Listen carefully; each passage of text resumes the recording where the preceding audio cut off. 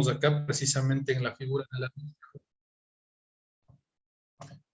En el lado izquierdo nosotros podemos ver los sitios donde se producen precisamente estos fenómenos, ¿no es cierto?, de subducción. Y podemos ver que precisamente nosotros estamos ubicados en un sitio donde se produce este fenómeno. Por esa razón es que nosotros debemos estar preparados ante los posibles eventos sísmicos, sabiendo que en cualquier momento se pueden llegar a presentar.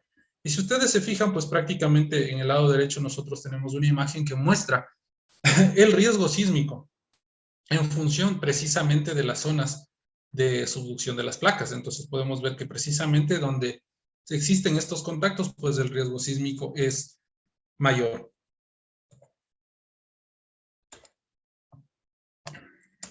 Muy bien, entonces, bueno, ahora me gustaría hablarles un poquito respecto a las escalas, ¿no es cierto? ¿Cómo nosotros cuantificamos la magnitud de un sismo? Tenemos dos escalas, ¿no es cierto? Creo que la más común, la que todo el tiempo escuchamos, es la escala de Richter. Esta lo que hace es cuantificar, ¿no es cierto? Es una escala, perdón, cuantitativa, ¿no es cierto? Que se basa en la medición de la energía liberada. Pero nosotros tenemos acá una escala de Mercalli, que es una escala cualitativa. Esta lo que hace es describir los efectos que tiene un sismo, ¿no es cierto? Entonces las dos pues prácticamente están correlacionadas, ¿no es cierto? Pero bueno, son formas diferentes en las que nosotros podemos describir o cuantificar los sismos. Repito, los eventos sísmicos no pueden predecirse y tampoco pueden evitarse, ¿sí? Pero necesitamos con lo que más se pueda para poder tomar acciones al respecto. Entonces, me gustaría también hablarles un poquito respecto a lo que se conoce como el Cinturón de Fuego del Pacífico. Esta zona, ¿no es cierto? Este cinturón de fuego tiene que ver con aquella donde se produce la mayor cantidad de efectos sísmicos. Sí, como ustedes pueden ver en la pantalla, todos esos puntitos que se muestran en el mapa mundi, pues tienen que ver con eventos sísmicos, ¿no es cierto? Es decir, en cada puntito o cada puntito nos representa un sismo que ha ocurrido a lo largo de la historia. ¿Sí? Entonces, si ustedes se fijan prácticamente a lo largo, perdón, prácticamente en el contorno, si cabe el término, del Océano Pacífico, nosotros hemos tenido eventos sísmicos muy importantes, ¿no es cierto? Entonces, eso es lo que se conoce como el Cinturón de Fuego del Pacífico, ¿cierto? La zona donde se producen eventos sísmicos debido al fenómeno de subducción de placas. Acá me he permitido colocar otra ilustración, ¿no es cierto? Donde prácticamente se muestra lo mismo, pero digamos con un mayor detalle.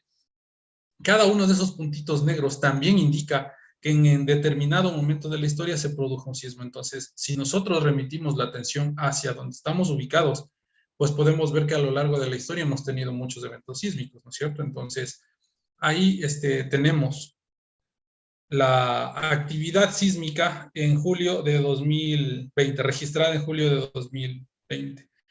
Ya, por ejemplo, he tomado esos datos. Entonces, si ustedes pueden ver, en un mes apenas hemos tenido toda esa cantidad de sismos, ¿sí? Entonces, a lo mejor nosotros no nos dimos cuenta, pero bueno, tal vez en otra parte del mundo sí se sintió, sí lo pudieron registrar, pero es para que ustedes tengan una idea que todo el tiempo nosotros tenemos eventos sísmicos, sean de mayor, de menor intensidad, pues, o de mayor o menor magnitud, pero siempre tenemos, ¿no es cierto?, estos sismos de...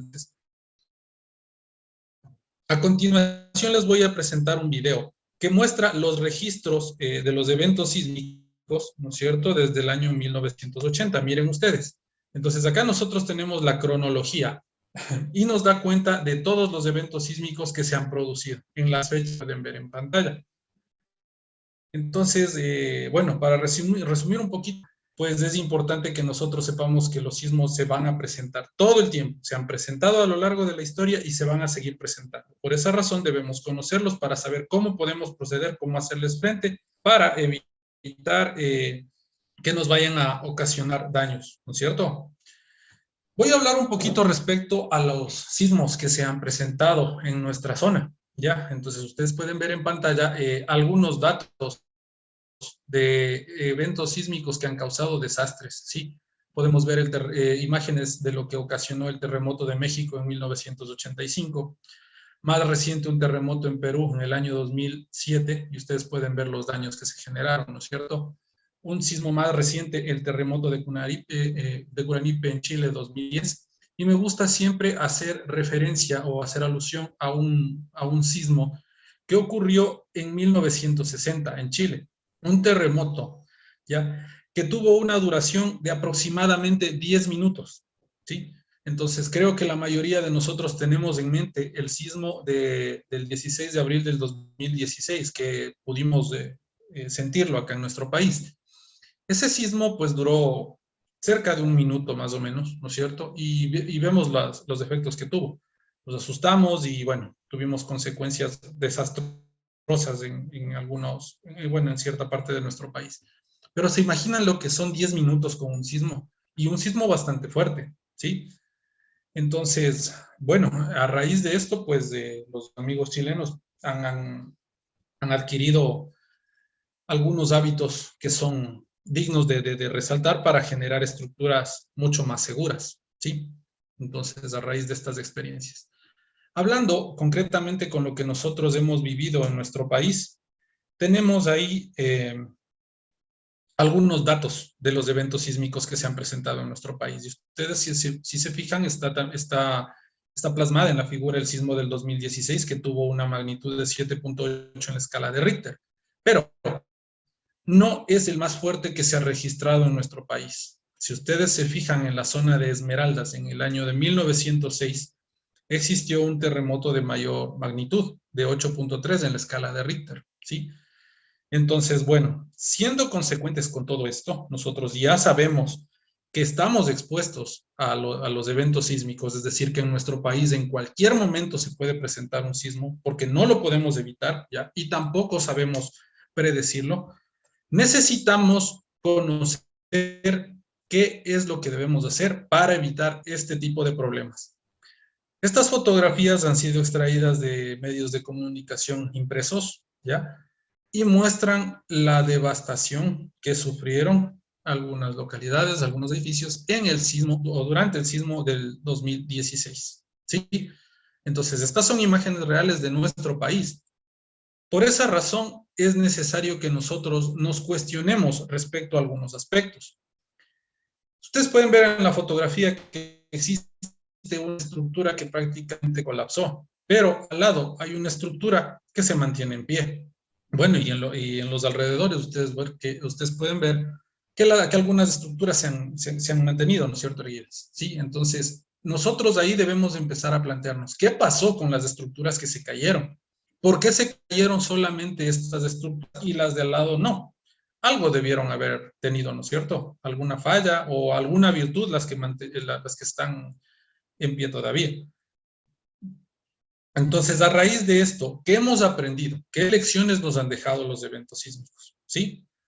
A los ingenieros calculistas, a quienes nos dedicamos a hacer cálculo estructural, ¿somos capaces de estimar las solicitaciones que van a actuar en nuestras edificaciones por efecto de los sismos? Hemos sido capaces de cuantificar, de manifestar y de plasmar en nuestros modelos matemáticos todas las acciones que se van a presentar, ¿ya? Y bueno, un cuestionamiento adicional sería respecto a la seguridad de las edificaciones actuales. ¿Serán más seguras las edificaciones que estamos proyectando en la actualidad? Bueno, algunas de estas interrogantes vamos a tratar de dilucidarlas en los próximos minutos, ¿sí? Entonces, bueno, hagamos una recapitulación de lo que hemos hablado hasta el momento. En nuestro país nosotros estamos conscientes de que en cualquier momento se van a presentar los sismos. Los sismos no pueden predecirse, tampoco pueden evitarse, ¿no es cierto? Entonces ya hemos tenido eventos sísmicos que nos han hecho tener en cuenta muchos aspectos que a lo mejor antes no considerábamos, ¿sí? Entonces, bueno, se han desarrollado ya normativas, ¿no es cierto? Normativas locales, hablando concretamente respecto a la norma ecuatoriana de la construcción, que ha sido pues desarrollada en función de varias experiencias, ¿no es cierto? De todos los datos que se han podido recopilar y obviamente con los criterios de los expertos, ¿sí? Entonces, estas normas han sido plasmadas pues para que nosotros quienes hacemos cálculo estructural pues las sigamos y seamos capaces de proyectar estructuras adecuadas, que se comporten adecuadamente ante eventos sísmicos. Entonces, de eso trata precisamente el diseño sismo resistente. Vamos a hablar un poquito respecto a esto. Es importante, como les decía, que nosotros conozcamos al menos la filosofía del diseño sismo resistente para tener en cuenta que si nosotros hacemos las cosas de forma apropiada, si realizamos construcciones de conciencia, pues minimizamos los efectos de los eventos sísmicos en nuestras estructuras. Y obviamente esto también repercute en la vida, pues no, porque cuando se producen colapsos de estructuras, pues estamos atentando contra la vida de los ocupantes, ¿sí? Entonces vamos a hablar un poquito respecto a aquello. Para empezar, nosotros debemos ser conscientes de que un evento sísmico o un terremoto lo que hace es actuar de manera horizontal, ¿no es cierto? Es una carga lateral que se transmite a la estructura a través de la cimentación, ¿sí? Entonces, el sismo lo que hace prácticamente, para tener un poquito claro, es empujarle, si cabe el término, a nuestra estructura de forma horizontal, ¿sí? Entonces, nosotros sabemos que mientras no actúa un sismo, cuando estamos en condiciones normales, digamos, nuestra edificación únicamente va a soportar cargas verticales, ¿no es cierto? En el sentido de la gravedad, pero cuando se produce un sismo, pues la situación cambia. Nosotros tenemos cargas laterales que lo que van a generar es que nuestra estructura tienda a vibrar, tienda a deformarse, tienda a moverse. Es decir, va a generarle unos desplazamientos laterales, como ustedes pueden ver en pantalla, ¿no es cierto? Entonces, lo que les decía, es necesario entender que la carga sísmica va a actuar en la edificación, ¿no es cierto?, en toda la edificación, pero se va a transmitir directamente en los elementos de nuestra cimentación, ¿sí? Entonces, vamos a hablar ahora respecto a estructuras sismo resistentes y construcciones no sismo resistentes, aquellas que no tienen esta particularidad. Entonces, hablemos de una estructura sismo resistente, le podemos calificar de esta manera, a aquella que es capaz ya de comportarse de forma satisfactoria, de forma adecuada ante los eventos sísmicos, ¿no es cierto? Entonces, esta estructura va a ser capaz de disipar toda la energía mediante sus desplazamientos, sus vibraciones, ¿ya? Sin sufrir afecciones, ¿sí? Entonces, ¿cómo logramos nosotros tener una estructura sismo resistente? Pues es necesario que para lograr este cometido, nosotros seamos capaces de proyectar estructuras con una adecuada configuración en cuanto a sus elementos, ¿no es cierto? En cuanto a columnas, en vigas, en cimentaciones, bueno, en todos los elementos estructurales, que tienen que tener dimensiones apropiadas, ¿no es cierto? Y súper importante cuando hablamos al menos de estructuras de hormigón, deben tener la cantidad adecuada de acero de refuerzo o de varilla, ¿no es cierto? Nosotros conocemos como varilla o acero de refuerzo.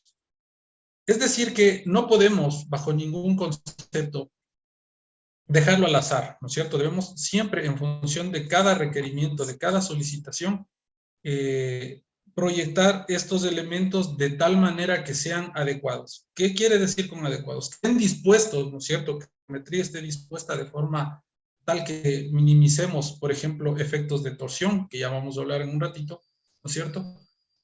Que sean adecuados, que sus dimensiones sean adecuadas y fundamentalmente que las cuantías de acero de refuerzo sean apropiadas, ¿sí? Que, es decir, que no nos falte ni nos sobre acero de refuerzo, ¿sí? Ese digamos que sería el paso fundamental, proyectar dimensiones, ¿no es cierto?, adecuadas, pero no tiene que ver únicamente con eso. Porque en muchos de los casos se generan planos, pero lastimosamente cuando estamos en obra no los respetamos, ¿sí?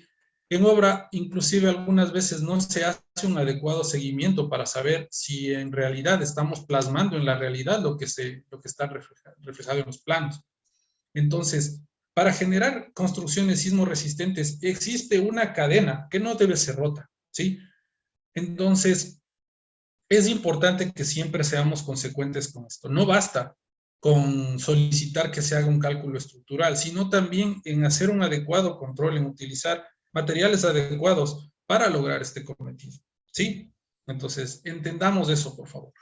Y por el contrario, aquellas construcciones que no tienen la propiedad de sismo resistencia, pues son aquellas que se construyen, perdón el término, pero como nos parece a nosotros, o sea, sin hacer un cálculo, sin hacer estudios, sin tener en cuenta las consideraciones que están establecidas en las normas, ¿no es cierto?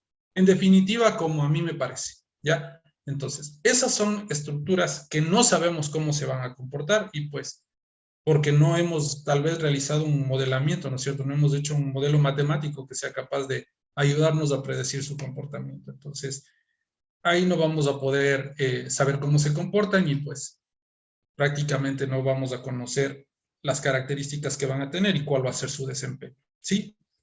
Entonces, hablando nuevamente respecto a los edificios sismo resistentes, ¿ya?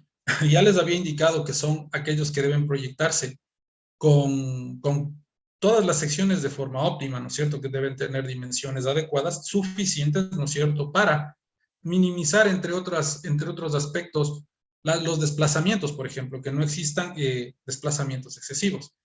En definitiva, debemos nosotros generar estructuras que sean resistentes y dúctiles. ¿Qué quiere decir ductilidad? Pues la capacidad de formarse previo a la rotura, ¿sí? Entonces, bueno, para llegar a cumplir con estos requerimientos, es necesario seguir todas las pautas que se encuentran plasmadas en las normas, ¿no es cierto? Ya sea la CI 318, en nuestro caso la NEC, la norma ecuatoriana de construcción, entre otros documentos, ¿sí?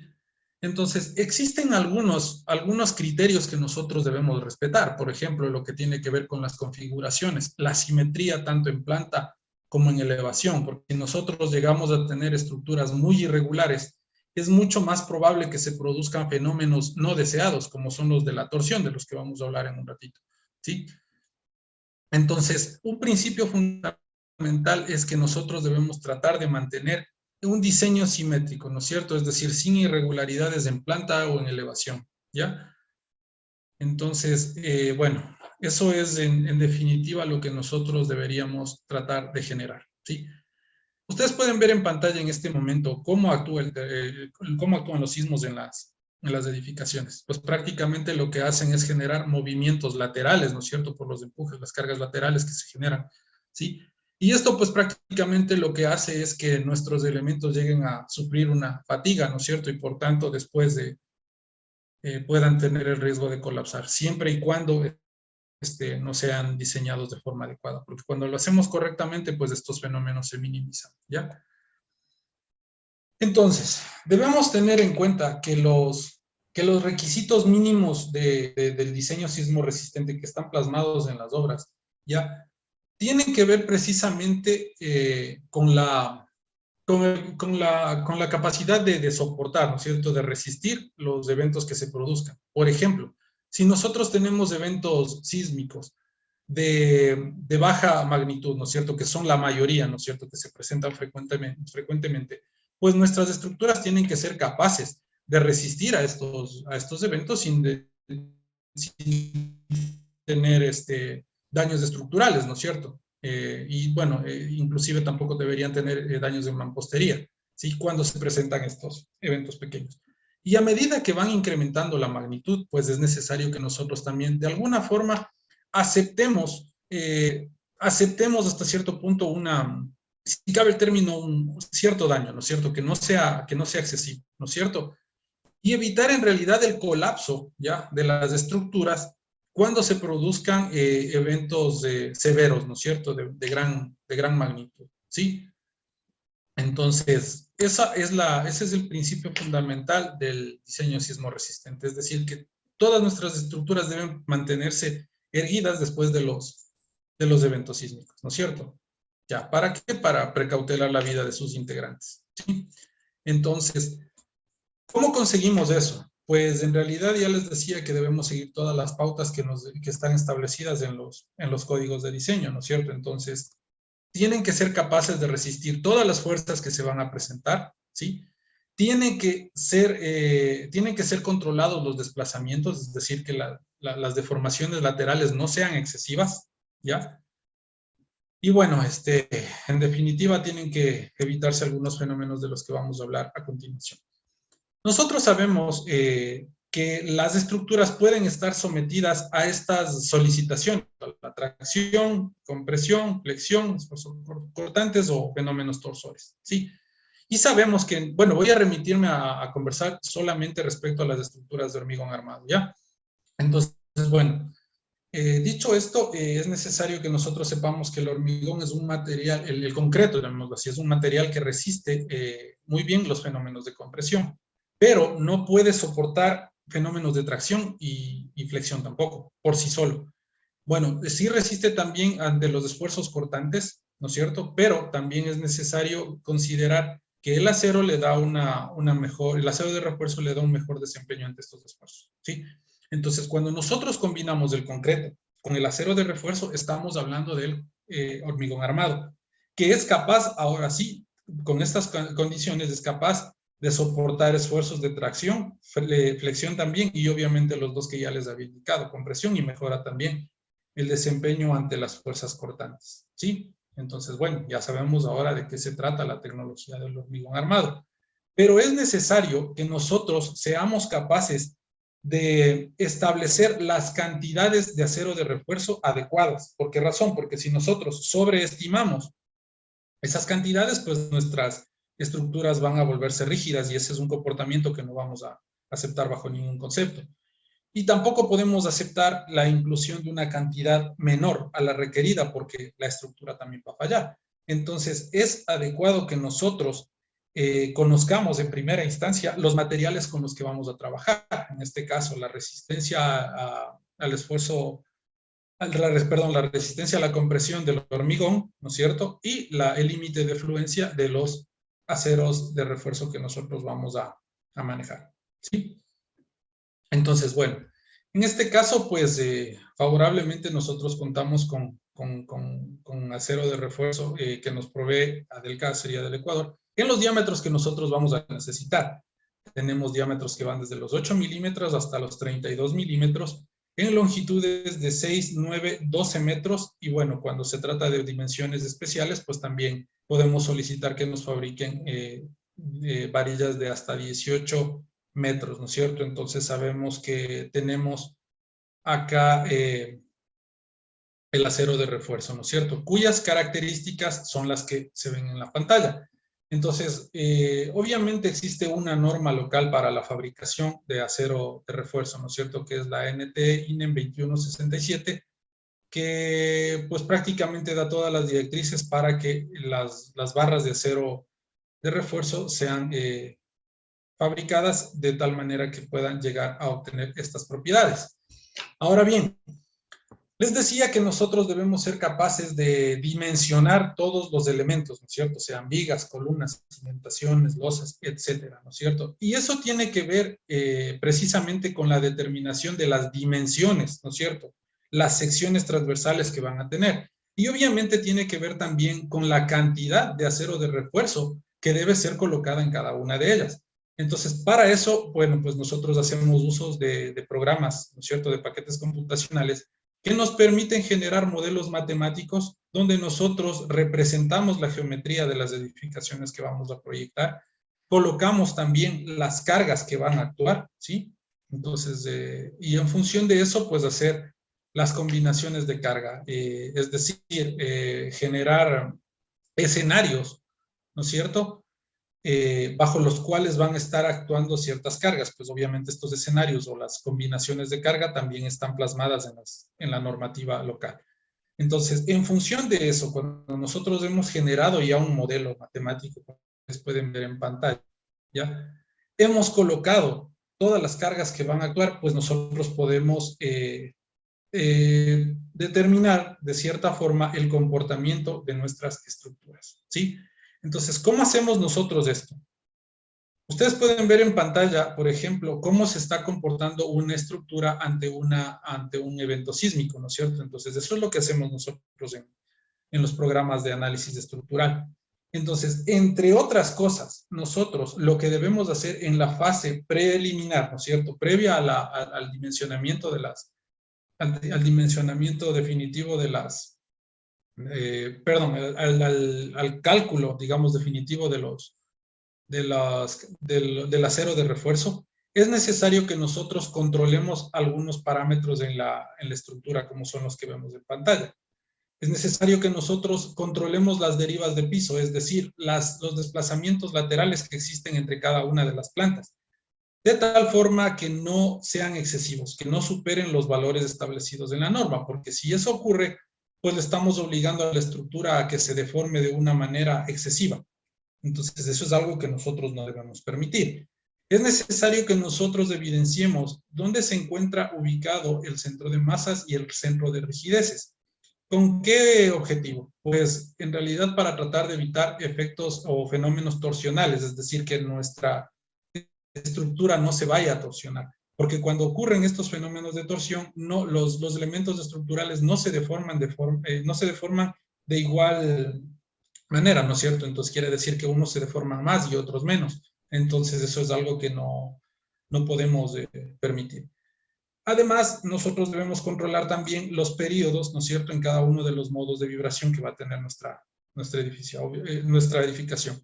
Los periodos, pues, son obviamente los intervalos, ¿no es cierto?, de tiempo en los cuales hace un desplazamiento completo, ¿no es cierto?, desde que se desplaza, hace digamos, un desplazamiento completo, izquierda, derecha, y vuelve a pasar por su posición original, ¿sí?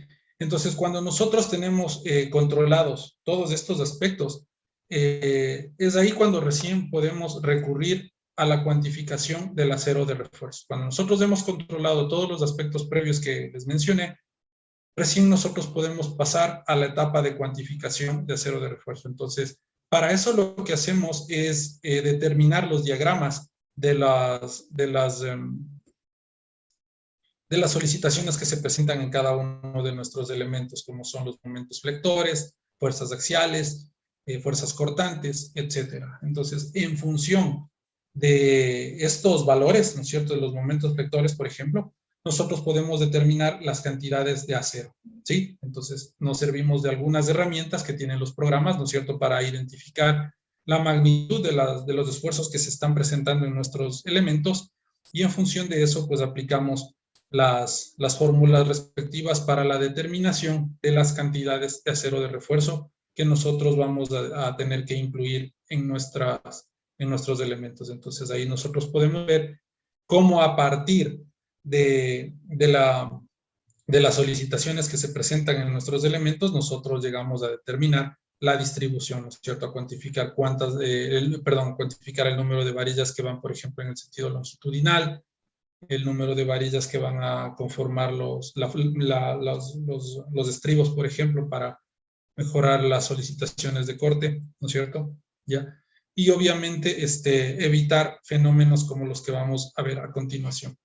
Ustedes pueden ver ahí algunas fotografías de fallas, ¿no es cierto?, que se han producido en algunas estructuras, pues por no seguir algunas directrices de las que se están hablando. Podemos ver en primera instancia un elemento estructural que tiene unos hierros longitudinales robustos, ¿no es cierto?, pero lastimosamente el refuerzo transversal, ¿no es cierto?, los estribos o el refuerzo por corte no ha sido adecuado, y ustedes pueden ver lo que está pasando, ¿sí?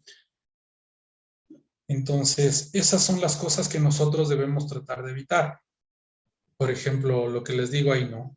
Utilizar estribos muy pequeños. En la fotografía de la derecha nosotros podemos ver cómo prácticamente alguien se olvidó de colocar estribos ahí, ¿no es cierto? Y miren lo que ha sucedido, ¿sí? Cuando nosotros no hacemos, por ejemplo, dobleces adecuados. Vemos nosotros en la figura del lado izquierdo que tenemos los estribos ahí, pero tal vez no generaron los dobleces a 45 grados, ¿no es cierto?, de tal manera que logren trabarse estos. Solamente dejaron a 90 grados y pues esa es la consecuencia, ¿sí? Y bueno, en la en la fotografía del lado derecho podemos ver como también se olvidaron de colocar los estribos, ¿no es cierto? Entonces, esas son las cosas que nosotros debemos evitar. ¿Cómo evitamos eso? Haciendo ya una recapitulación de lo que hemos visto. Debemos tratar de proyectar estructuras regulares, ¿cierto? Es decir, que no tengan muchas variaciones en cuanto a su geometría, tanto en planta como en elevación, ¿no es cierto? Tratar de hacerlas de tal forma que sean simétricas, ¿no es cierto?, cuando nosotros hacemos un corte en los ejes, ¿ya? Es necesario que nosotros consideremos que la norma nos faculta tener deformaciones, pero son limitadas, es decir, no debemos exceder las deformaciones que están establecidas en la norma, ¿sí? Por tal razón, nosotros podríamos decir que cuando tenemos menores deformaciones, tendremos menores daños. Y es lógico, ¿no? Porque prácticamente vamos a tener daños mayores, ¿sí? Es necesario también proyectar los que sean capaces de contrarrestar o minimizar los efectos de torsión en planta, es decir, podríamos nosotros utilizar tal vez muros de corte, poder, se me ocurre modificar la geometría en planta de los elementos, tal vez hacer columnas un tanto alargadas en una de las dos direcciones, con la finalidad de evitar desplazamientos en este sentido, ¿no es cierto? Ya les había hablado de las estructuras que deben tener formas simétricas, continuidad de la estructura en planta y en elevación, ¿no es cierto? O sea, tienen que ser regulares, ¿ya? Es necesario que siempre hagamos uso de materiales de construcción de calidad. Obviamente, bueno, ustedes ya conocen, ¿no?, que hay materiales certificados, aquellos que, por ejemplo, tienen certificados de calidad emitidos por el Instituto Ecuatoriano de Normalización, como es el caso de las varillas de acería del Ecuador, ADELCA. Y sumamente importante, respetar la normativa vigente. En definitiva, debemos ser responsables de los diseños que nosotros hacemos.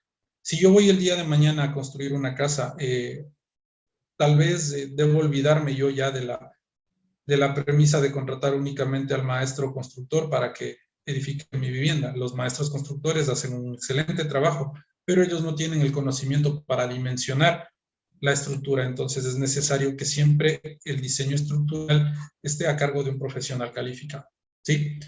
Entonces ahí nosotros podemos ver lo que tiene que ver con las plantas y formas simétricas, ¿no es cierto? ¿Sí? Y bueno, pues en realidad eso es lo que les puedo compartir en esta noche. No sé si tenemos preguntas, quedo atento. Si es que alguien tiene alguna pregunta, algún comentario, estoy a las órdenes. Muchísimas gracias.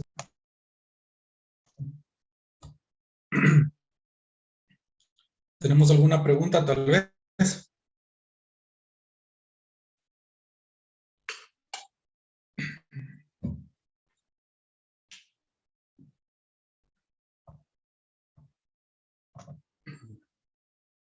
No tenemos preguntas.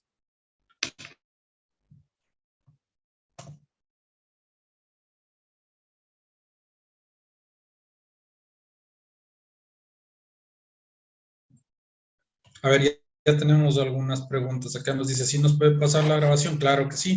Yo voy a dejar voy a contactarme con los personeros de la Cámara de la Construcción para hacerles llegar las diapositivas. Buenas noches. ¿Cómo se puede, cómo se puede restaurar una estructura después del sismo?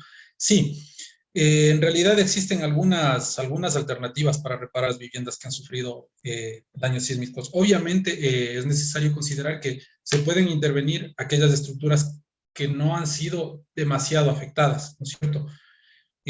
Bueno, ahora existen tecnologías, por ejemplo, de encamisado, quiere decir, se genera un recubrimiento con perfiles metálicos, por ejemplo, en las columnas. Existen también fibras de carbono que son utilizadas para generar hormigones de mayor resistencia y de esta manera, pues, igual realizar encamisados y restaurar los elementos que pudieran ser afectados, ¿ya?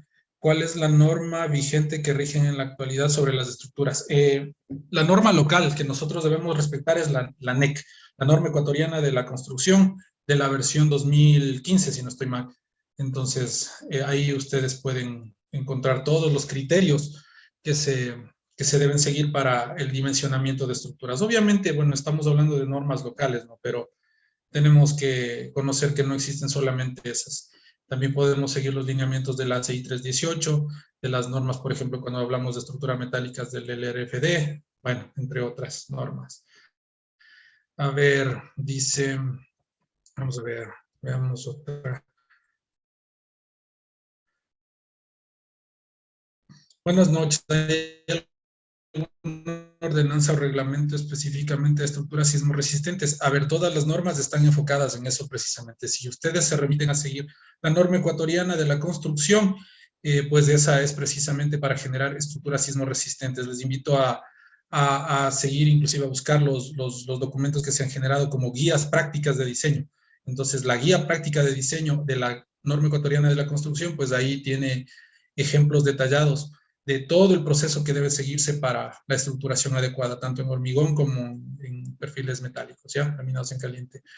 Buenas noches, ¿podría explicar las fallas por funcionamiento? Claro que sí. A ver, las fallas por funcionamiento son fallas por corte en realidad, ¿no es cierto? Cuando nosotros no tenemos una sección que va a soportar el corte debidamente dimensionada, es decir, la superficie, ¿no es cierto? El espesor, llamémoslo así, o digamos la superficie paralela a donde se aplica la fuerza, pues no es adecuada. Entonces, cuando se generan secciones demasiado delgadas, ya, en resumen, ahí es cuando nosotros tenemos las fallas por punzonamiento. Por ejemplo, en el caso de unas losas, no sé si se han percatado, que para evitar los fenómenos de punzonamiento, precisamente se deja lo que se conoce como un macizado en los puntos donde van a tener la unión entre vigas y columnas. Entonces, lo que se hace es retirar los elementos de alivianamiento con la finalidad de darle una mejor sección, ¿no es cierto?, que vaya a ser capaz de resistir el corte, ¿ya?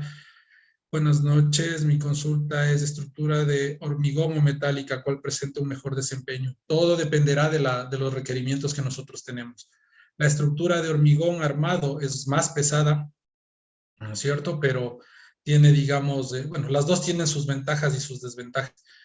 Yo diría que cuando nosotros debemos hacer estructuras muy altas, tal vez, o hacer ampliaciones, viene mejor la estructura metálica, ¿no es cierto? Por la particularidad que tiene de que las secciones son más resistentes con menos área, ¿no es cierto? Entonces, es algo sumamente importante. Pero bueno, acá también las estructuras metálicas pues deben tener protecciones adecuadas para evitar la corrosión, para que no sean afectadas por incendios, tal vez por efectos térmicos. Entonces, las dos, o sea, yo no podría decantarme por una o por otra.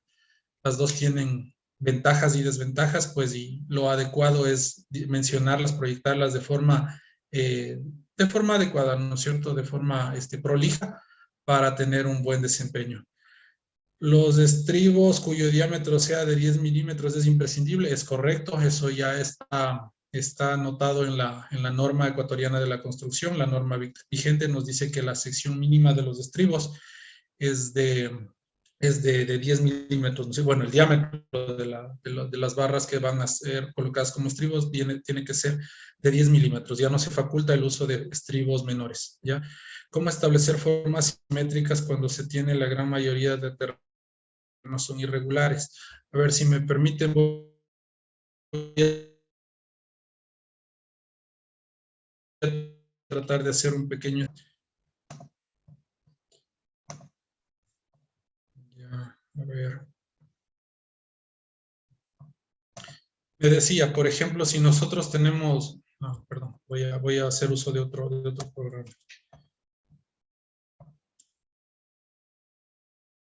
Solo un minuto, por favor.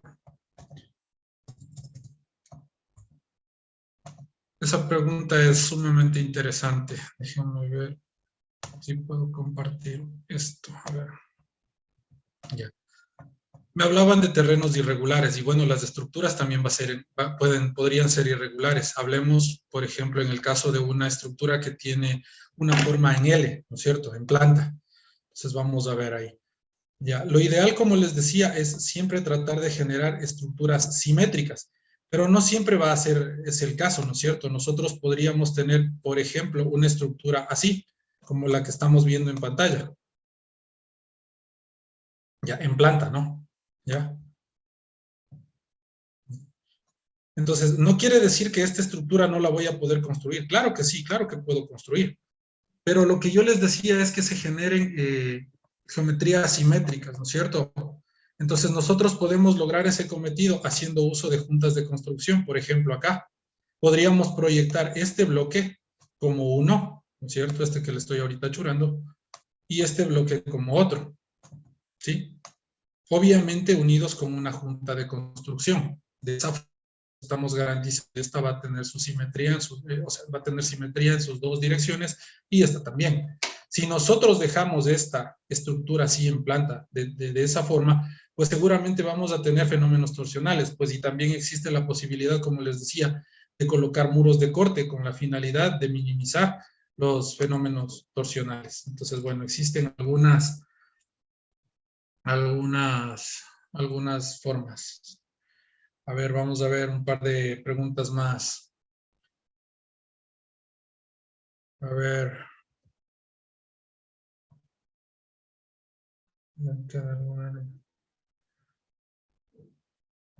Déjenme ver.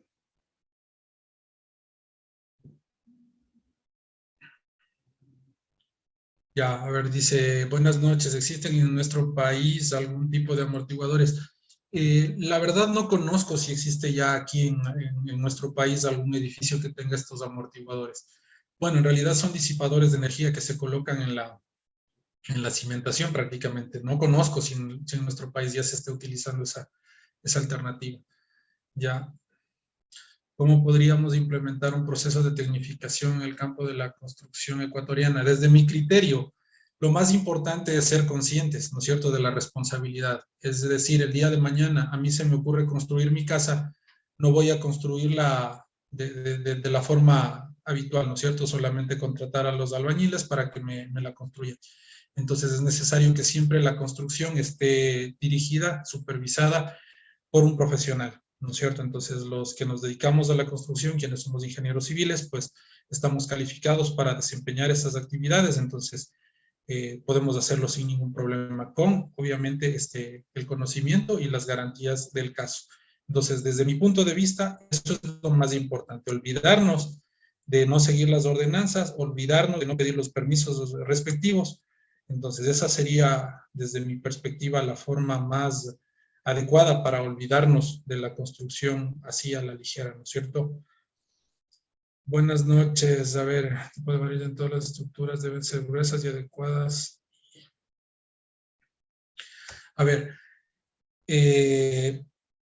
el tipo de varillas, no en todas las estructuras deben ser gruesas. Ya, eso es lo que les decía. En realidad, cada estructura tiene su propia configuración y somos los ingenieros civiles, los calculistas, quienes nos encargamos de determinar el número de varillas, el diámetro de las varillas, ¿no es cierto? Entonces, ahí eso es lo que nosotros plasmamos en los planos.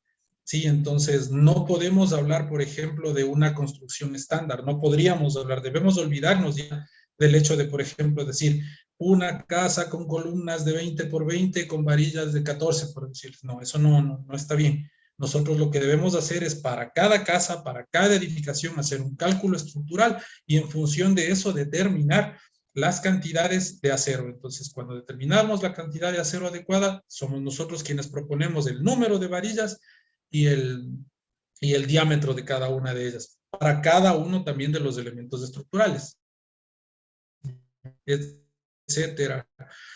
Buenas noches. A ver, buena ponencia del cada una recomendación para el mantenimiento de acero. Hay algunas situaciones. Les invito, si ya les de Adelca. Adelca siempre está organizando este tipo de conversatorios y bueno, en estas charlas lo que hacemos es dar algunas recomendaciones. La que se me ocurre en primera instancia es siempre tratar de mantenerle a la varilla separada del suelo, ¿no es cierto? No colocarla directamente sobre el suelo, porque obviamente ahí va a ser mucho más proclive que adquiera humedad y cuando tenemos humedad, ya sabemos lo que pasa, ¿no? Se corroe y vamos a tener desperfectos. Bueno, entre otras cosas hay que taparla, si vamos a dejar varillas eh, mm, expuestas, tal vez pintarlas o colocarles algún revestimiento para minimizar los efectos de la corrosión. Sí, bueno, entre otras cosas. La carga sísmica, cuando se genera una cimentación en safe, se ingresa el espectro elástico de respuesta. ¿En qué manera se ingresa la carga sísmica? Bueno, en realidad ahí es un poquito complicado que podamos expresarlo en este momento. Ojalá en alguna oportunidad tengamos la facilidad de realizar un ejercicio de eso. Hay algunas formas, en realidad. Nosotros siempre debemos tener en cuenta, por ejemplo, para el diseño de cimentaciones, ¿no es cierto? Lo que se conoce como el coeficiente de balasto. Entonces, siempre hay que jugar un poquito con esas dos circunstancias, ¿no? Ojalá, ahorita no, va a ser muy difícil que yo le pueda explicar eso. Ojalá en alguna oportunidad. ¿Qué consideraciones adicionales se deberían aplicar para complementar las construcciones que se realizan cerca de las áreas de la costa debido al ambiente? Salimos en cuenta que ahora la norma ecuatoriana de la construcción nos indica que el revestimiento mínimo, el revestimiento mínimo que debe tener ahora el hierro, que va a estar en contacto con agua, es de 10 centímetros, ¿no es cierto? Y ya no tenemos apenas los 5 centímetros que nos exigían en versiones anteriores de la norma. Entonces, eso es algo sumamente importante que nosotros debemos considerar, el revestimiento mínimo, y obviamente también procurar no tener demasiado tiempo la varilla almacenada en obra. ¿Sí? Es siempre importante tratar de colocarla ya en su estructuración final, tan pronto como nos sea posible, y obviamente realizar las fundiciones de manera prácticamente inmediata para evitar el contacto con estos agentes perjudiciales. A ver, buenas noches. ¿Existe algún escáner o equipos donde pueda sacar una conclusión? A ver, un escáner o equipos donde pueda sacar una conclusión si no haya sido afectado por un sismo. Bueno, existen algunos ensayos no destructivos, pero para determinar la afección en determinado elemento estructural, pues es necesario que siempre se haga una inspección visual, ¿no es cierto? Porque creo que esa es la mejor forma de detectar si existen si existen fallas o cosas así. Pero bueno, se podría en todo caso recurrir a ensayos no destructivos, ¿ya? El uso de aisladores sísmicos en las estructuras sería una buena solución en nuestro medio, desde luego que sí. Acordémonos que estos son disipadores en realidad, ¿no es cierto? Lo que hacen son amortiguar un poco los desplazamientos y en realidad sí tendríamos un muy buen desempeño. Bueno, creo que es necesario implementarse. Bueno, les decía que los sismos no pueden ser prevenidos. Tal vez los sistemas de alerta temprana que se están desarrollando nos pueden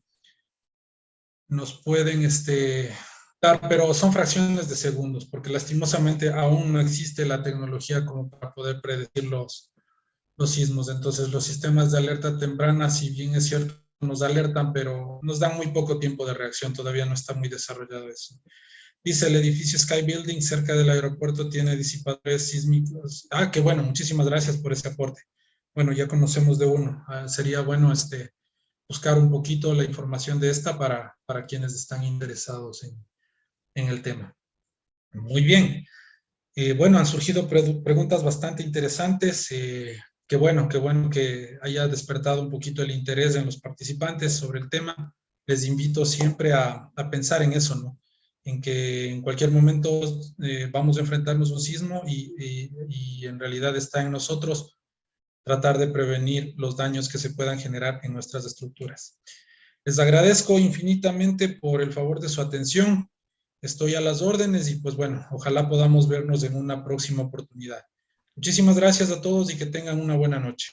Gracias a usted, ingeniero Borges, en nombre de la Cámara de Construcción de Guayaquil, de todos los profesionales y del sector, le quedamos muy agradecidos. Ha sido una excelente charla, nos ha enriquecido mucho los conocimientos y esperamos contar con su presencia en próximos webinars.